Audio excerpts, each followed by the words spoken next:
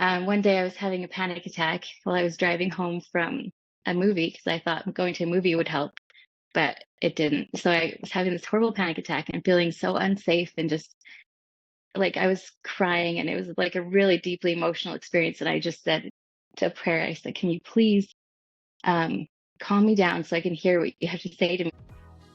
I stay. I stay. I stay. I stay. I stay. I stay. I'm staying here. To whom else shall we go? The Why I Stay podcast, where we find joy in staying in the Church of Jesus Christ of Latter-day Saints. I'm your host, Lindsay Clyde, and I want to ask you, why do you stay?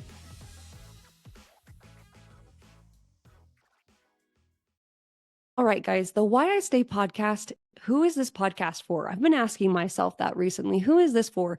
And tell me if I'm wrong. Maybe I'm wrong. Tell me who you are. Email me and tell me who you are. But I'm feeling like this podcast is for the people who are strong in their faith, but feeling alone. Like, why is everybody leaving? Is there something I'm missing? You know, I want to feel surrounded by people who feel as strongly about the gospel as I am. And maybe there are a few of us out there who are like, I'm going through a hard time and I'm not really loving this. Is there hope for me? And I feel like there's a lot of us out there in transition periods of our lives. I'll tell you this right now. Our audience is made up of mostly 18 to 22-year-olds, 28 to 34-year-olds, and 49 to 55-year-olds. 3 really big transition periods in life. This is who we are. This is the Why I Say podcast. This is our group. We are going through things. These are big transitions in our lives where we could go one way or another. And the reason why you're listening to this podcast is I think you're leaning towards staying. And I hope that's the case. I hope you stay, because my experience has taught me that the most peace and the most happiness comes from sticking with your covenants, even when it gets harder than you even think you can bear. And that is when the Lord scoops you up and he just holds you tight and he runs you through the end zone. You know what I mean? He has got your back. Do not give up on him. Do not turn away from him. Okay, now enough of that. Thank you for being here. Let's get into this episode. Lita Merrill. Lita, welcome to the podcast. Thank you.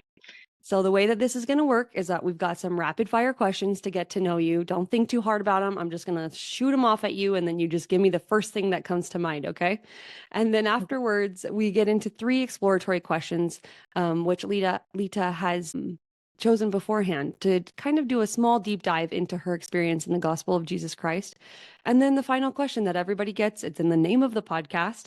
Why do you stay in the Church of Jesus Christ of Latter-day Saints? So Lita, are you ready?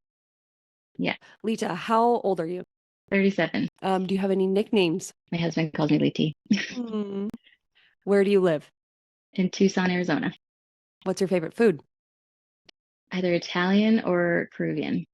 Ooh, okay, I've never heard Peruvian on here. Nice. What is your current hobby? Lately, I've been trying to gain an artistic skill, so I've been painting on my iPad a lot. Oh, fun. What is your most favorite calling you've ever held? I think the ward communication specialist, which is basically a really fancy way of saying I do the bulletin board in the hallway. But I also really like teaching Relief Society. So beautiful. What is a controversial opinion that you hold? Like everybody loves Crocs, but you hate them. It's an annoying one, but Android, specifically Google phones over iPhone any day. I have an Android phone. I have a Samsung. My iPhone friends, they hate me. They hate me. But I seriously, you can't beat it. Like it's so much, your operating systems are so much better. So high five. What is your biggest dream? For my kids to be resilient and faithful for their whole life. Resilient and faithful. What is something about you that is the same now as it was when you were in high school? This is hard. Almost nothing. Probably that I still wish I could play the guitar. All right. So we have this bonus question for you that I make up on the spot. And this one for you is, you were telling me you used to live in Canada. And so I want to ask you, what is the thing you missed most about living in Canada? Just one most thing. Oh, man.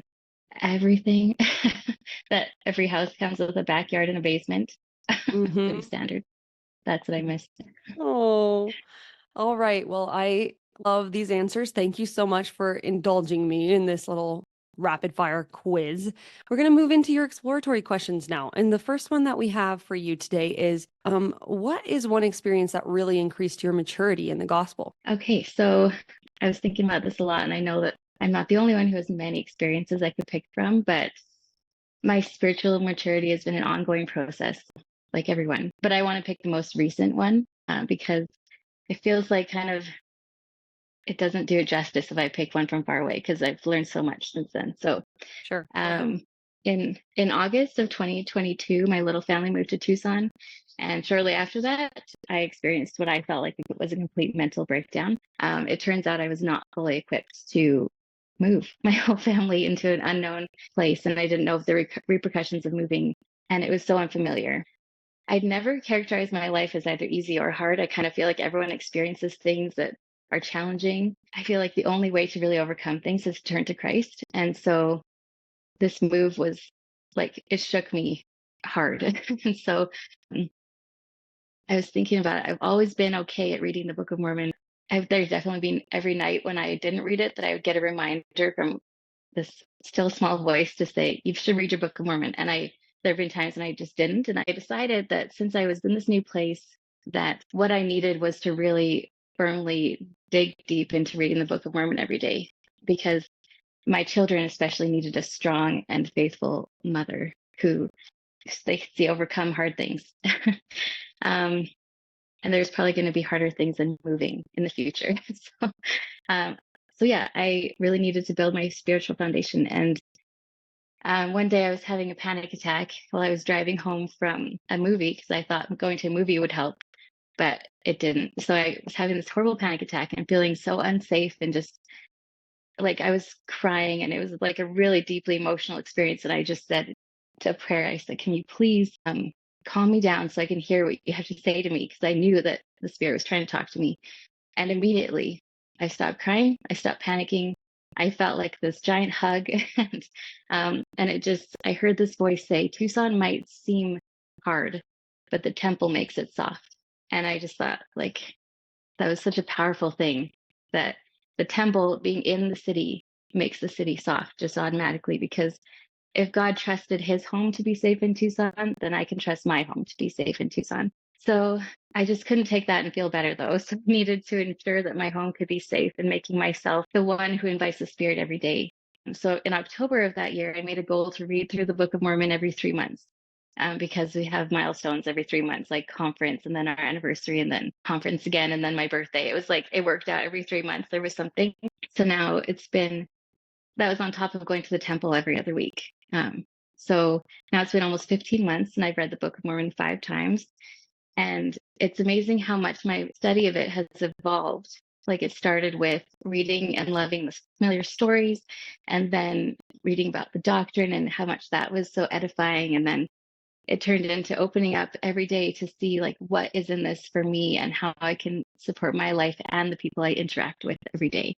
It's just like the feelings that led me to getting my endowment in 2011. I just felt like I needed more. So at the beginning of this month, actually, I started a 75 celestial. I don't know if you've heard of 75 hard, but it's like this challenge that people do to like master them. It's like a mental, physical challenge. And I thought I'd rather do it to think celestial. So I made 6 challenges for myself to do 6 things every day for 75 days. And it's been amazing. It's been like a really cool experience to just really dive deep into being celestial every day on purpose and with a focus on that. Anyway, that's a real thing that's happened lately that's improved my spiritual maturity. I first want to just validate you that moving to a completely new environment, somewhere very different from where you used to live, is not a small thing. That is not a small thing. And so I just want to congratulate you on doing it first, doing the thing. Don't shortchange yourself on that. And then just, wow, like that is such maturity to even in the middle of your panic attack, be able to ask for the first thing, right? The first right step was needing to be calm enough to hear the next thing. Sometimes I feel myself wanting to just, tell me how to solve this, get right to the Z instead of doing A, B, and C. And so I think that was very, very mature of you, actually. And wow, what a spiritual push you've been on. It's so amazing and wonderful to see somebody who's just anchoring down and despite circumstances. And I think that's something that I've learned too since 2020 and having to deal with COVID while living in Boston. It was like my circumstances and my environment and my situation was not something I could control. What was happening to me and my family was not something I could control or that I could change in that moment. But what I could change is exactly what you were doing, just anchoring down. And although it doesn't feel good, I'm grateful to have been forced into that spiritual push. Yeah. I don't know how you feel about it. I mean, are you Yeah, grateful? that's good. Of course. Yeah. It's the best thing that's ever happened to me. Moving to Tucson just for that spiritual push was like amazing. And that the Yeah. temple is there. The temple is there Yeah. for you and softens everything. When you said that line, it made me imagine just the temple casting kind of a glow over all the like peach orange sand everywhere, just kind of the Yeah. blah desert. Just Mhm. casting like a beautiful bright white glow over the surrounding and lifting it. And I think that's what you do as well with your light, that you can definitely see the temple shining through you, that God's light shining through you. So thank you for sharing that with us. Let's move to number 2. What makes you so excited about the gospel of Jesus Christ? What aspects of it really light you up? Definitely personal revelation and everything about the temple. I think I love that the gospel of Jesus Christ and being a member of his church, we're all the same on the same errand to be like him and to return to live with Heavenly Father. It's a really great feeling to know that no matter what happens in life, he's always a source of comfort and peace and hope and joy.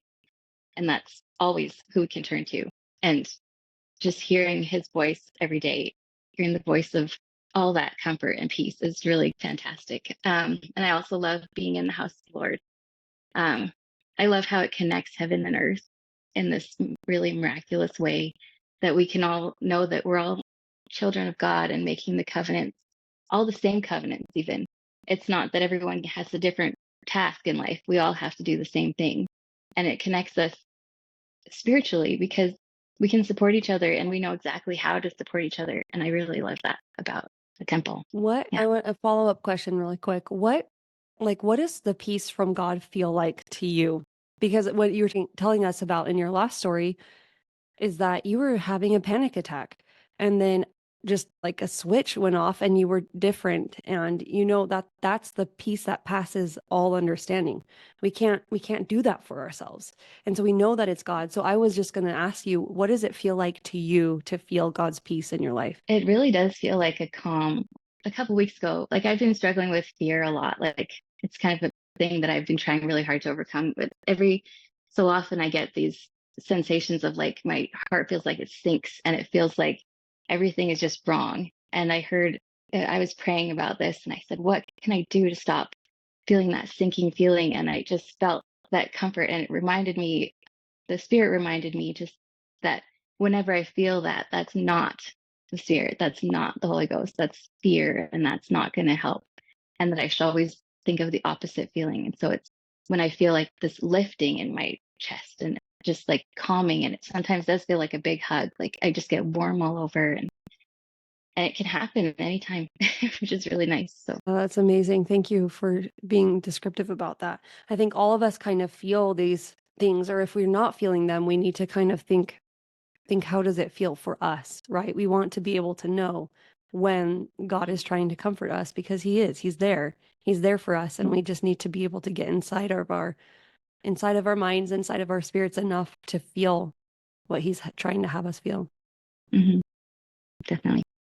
All right, so let's move to number 3, which is, what is a scripture that has given you strength recently? Do you mind if I share two? Because these go kind of together. Yeah, bring it on. Love it. So Mosiah 2:24, it's he doth require that you should do as he hath commanded you, for which if ye do, he doth immediately bless you, and therefore he hath paid you, and ye are still indebted unto him, and are and will be forever and ever. Therefore, of what have ye to boast? And Mosiah 25:10. And again, when they thought of the immediate goodness of God and his power in delivering Alma and his brethren out of the hands of the Lamanites and of bondage, they did raise their voices and give thanks to God. I just absolutely love how both of these scriptures say immediate. God is immediately there to bless us anytime. And it's it's real. Like I've felt it so many times and I pray and I just say, this is what I need right now, or this is what I'm thinking about right now. And how can you be in this moment and how can you help or make this what you want it to be? And I just really love Elder Uchtdorf's description of like the rain falling and how you're the one holding up the umbrella.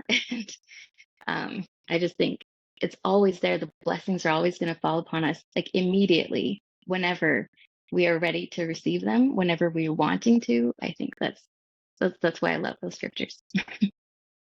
And I think sometimes I feel like, oh, how is he blessing me immediately? But we were actually talking about this in our scripture study with our kids today, that even just the gift of the Spirit, like continuing on with the Spirit, is a gift, right? And even if we're thinking we're trying to make him into a vending machine God, where we want that candy bar or whatever it is immediately, he does bless us immediately. It's just sometimes with things that we don't recognize as blessings or that wasn't what we asked for. But we just got to get to that point where we trust God enough that we're grateful for whatever thing he puts out of the vending machine, right? Whether, you push F7 and then you're wanting the Snickers, but the Cheetos come out and you're like, what? Like, this is not what I asked for. But we have to trust that like God knows exactly what we need. Like, not that we ever really need Cheetos, but it's the thing that we need. Other than these amazing stories that you've told us so far, when have you felt God blessing you immediately? What does that feel like, or when has that happened for you? It happens a lot. Like almost every day, I feel like I can find something. And doing the 75 Celestial, I write down things I'm grateful for every day, 10 things that are different. And it's really shown me, like President Eyring says, like you write it down, you'll see the hand of God in your life. And I know you've been talking about writing things down too. So the other day I was looking for my husband's passport and I knew that it was in the house. I knew it for sure. And I just like said, okay, where is this? And I stood on a stool in my closet because I third thought, go to your closet. And I stood on a stool and I heard the thought, move through that suitcase. And there it was, like in the folder right under the suitcase. And I thought, this is God saying, okay, the things you care about matter. And that's great. And also, like, just a couple of weeks ago, I was praying for the people I minister to, and I just heard, bring them meals tomorrow. It doesn't matter if you're broke. It doesn't matter if you can't, like, cook them something. Bring them a meal from Costco or something. And I did. And they were both very, very grateful. And they said it was the best thing that happened. So God cares about every one of us. And I'm grateful that I get to be part of that immediate goodness for other people too, from Him. What a great testimony of those things. What a great witness. I think that we take those small things for granted. Sometimes we talk about the stories of like, oh, I prayed to find my keys and I did, and then people, it feels trite, but it's not trite. Like what I've been realizing in my difficult circumstances recently with our families and our situation with work and moving and having a baby, it's just been like, I have seen his hand. He helps me find the keys. He helps me find the passport, right? He helps me with these small things where I know he didn't have to do that. And I know he hasn't always done that every time I've asked. But I think especially when we're going through really hard things, that just finding those small bits of God just putting his hand into your life and saying, here you go. Those feel like the tender mercies to me. Those feel like the good gifts that he likes to give, where he didn't have to, right? And he just wants you to know that he's there and he's with you no matter what faith question you're going through, no matter what fearful trial you're going through or physical trial. He loves to give us those good gifts. And so I'm grateful for your witness and your testimony of that. That was awesome. Okay, Lita, this brings us to the final question. Are you ready? Yeah. Okay. I'll keep asking you if you're ready. You're like, I've been ready. I am ready. Yeah, I'm here. You are here. Yes. Lita, why do you stay in the Church of Jesus Christ of Latter-day Saints? Because the Church of Jesus Christ of Latter-day Saints is the only church where I can make sacred covenants with God, which matter a lot. I have seen the fruits of my labors. I have seen how my striving to have a testimony and to believe in God has changed my life.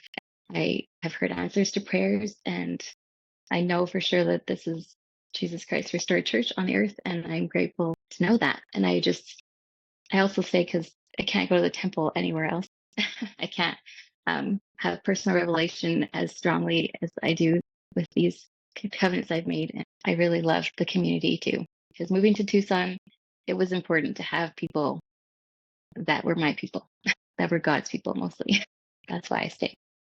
I love that. Lita, thank you so much for your example and for your perseverance. I mean, even just for you to be able to come on this podcast and witness to us that digging in, really immersing yourself in the temple and in the Book of Mormon reaps real results. No matter what challenges we're facing, these things can and will help us. So thank you so much for your testimony. I've enjoyed every minute of it. Thank you. You're welcome. Yes, I love Lita's witness. I love the fact that she is just so anchored into doing the things. I have gone through these spiritual sprints in my life, like what she has described, and it really is life-changing. I think when I look at other people's experiences in the gospel, especially people who are leaving, it makes me kind of look back at my own experience and kind of pitch it against what they're feeling. Did that really happen for me? Or why, if it could happen for me, why can't it happen for them? And I don't necessarily have an answer for that, but I would like to put my witness out there along with Lita's that it is possible to feel the Spirit again, to find help when you need it, especially during really hard and scary times. And anchoring yourself in the Book of Mormon, going to the temple more often, not less, has helped me personally as well. I second that. That is your second witness today. So if you are finding yourself like you want something more, or that you are looking for something you cannot find anywhere else, go to the Book of Mormon. It is a book for our day. And go to the temple. It is a place for our souls. All right, guys, we'll see you next week. I can't express my gratitude enough for having you here. And if you love this episode, please share it with a friend. Okay, we'll see you next week. And thank you again for staying with us. The Why I Stay podcast is a faith-based podcast exploring the lives and experiences of members of the Church of Jesus Christ of Latter-day Saints. This podcast is not produced or endorsed by the Church of Jesus Christ of Latter-day Saints, but we do love that church. All rights reserved. And a great big shout out to Fast Sounds from Pixabay for the amazing and jammin' intro-outro music. Thanks, guys.